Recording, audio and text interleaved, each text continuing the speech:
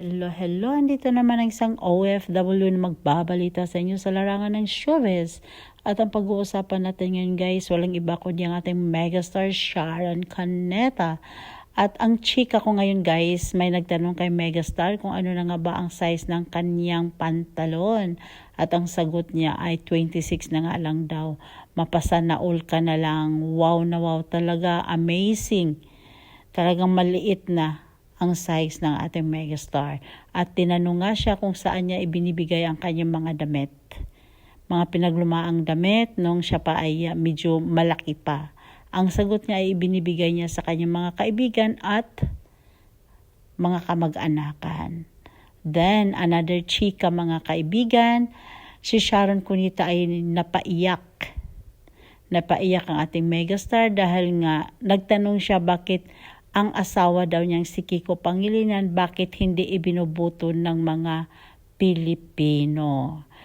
Nung nakaraang halalan, tumakbo ng Vice President ang kaniyang asawa, ito ay hindi nagwagi.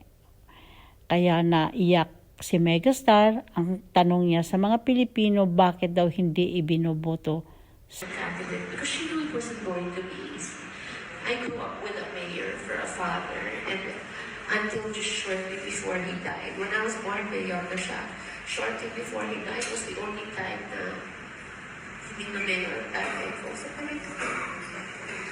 I never liked politics kasi na in the Philippines, pagkaganda-ganda mo ng intention mo,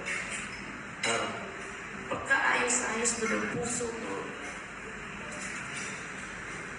natatalo ka ng fake news. Tsaka budget na binunting yun ng ibang kandidato na wala naman kami. Lahat ng meron kami, pinahirapan natin dalawa siya even before I met him.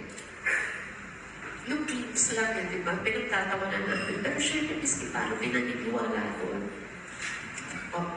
Sabi ko, dapat tayo ng ano na, bakit po ba ayaw niyo yung boto sa Kiko? Ano po yung mga doubts ninyo? Kasi lahat ng kasinungalingan nilalabas against him, may resibo kaming katapat. Meron kaming mga makapagpapasa walang walang katotohanan dun sa mga pinipintan nila, paninila nila. Siguro bilang asawa niya at nanay ng mga anak niya, ang pride kasi namin galing dun sa matinong pagkatao namin. Wala namang perfecto, di ba lalo tayo sa showbiz, Diyos ko. Pero maayos ang pinagagalingan namin. Maayos kami panalaki ng mga magulang namin. Napaka-blessed ko na nakahanap ako. Yan ang tanong ng ating megastar, Sharon Cuneta. So, ang makakasagot lang yan is ang taong bayan. So, hindi natin pwedeng sagutin yan. At ang boto kasi ay hindi hinihingi, kusang ibinibigay. At para naman sa akin, kung si Sharon Cuneta ang tatakbo, yes,